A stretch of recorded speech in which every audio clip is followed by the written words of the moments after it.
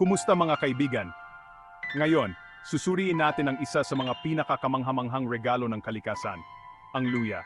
Kilala sa matapang nitong lasa at maraming benepisyo sa kalusugan, ang luya ay hindi lang pampalasa sa pagkain.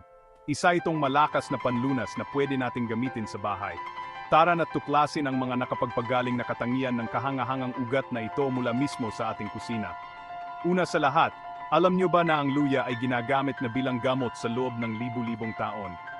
Ito ang madalas na takbuhan para labanan ang pagkahilo at mga problema sa tiyan. Kung sakaling makaramdam kayo ng pagkahilo o masakit ang tiyan, ang luya ang inyong matalik na kaibigan. Narito ang isang mabilis na lunas. Magpakulo lang ng ilang hiwa ng sariwang luya sa mainit na tubig sa loob ng 10 minuto. Magdagdag ng kaunting pulot o lemon para sa lasa. At ayan, mayroon na kayong nakakapagpakalmang tsaa na tutulong para mapawi ang sakit ng tiyan.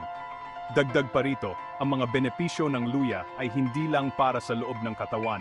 Magaling din ito para maibsan ang pananakit ng kalamnan at kasukasuan. Dahil sa taglay nitong anti-inflammatory na katangian, ang pagtapal ng dinikdik na luya ay nakakagawa ng kababalaghan.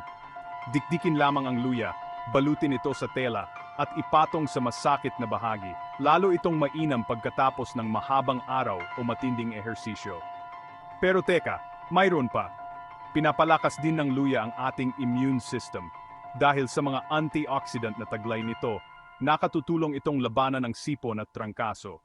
Kapag malamig ang panahon, gusto kong simulan ang araw ko sa isang tasa ng saang luya. Hindi lang ito nakakapagpainit at nakapagbigay ng ginhawa, nakatutulong din ito para maiwasan ang sipon. At para sa mga naghahanap ng natural na paraan para mapaganda ang skincare routine, ang luya ay pwedeng maging game changer. Ang mga antioxidant nito ay nakatutulong para mabawasan ang mga palatandaan ng pagtanda at mapaganda ang kulay at tekstura ng balat.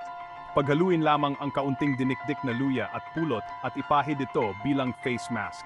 Hayaang nakababad ito sa loob ng 15 minuto at pagkatapos ay banlawan.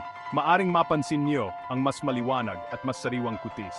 Panghuli, kung kayo ay may sore throat o ubo, ang mga antimicrobial na katangian ng luya ay nakatutulong. Ang simpleng ginger syrup na gawa sa pagpapakulo ng mga hiwa ng luya sa tubig at pagtatamis gamit ang pulot ay pwedeng inumin ng direkta o ihalo sa tsaa. Ito ay isang natural na lunas na nagpapakalma sa lalamunan at nagpapabawas ng ubo.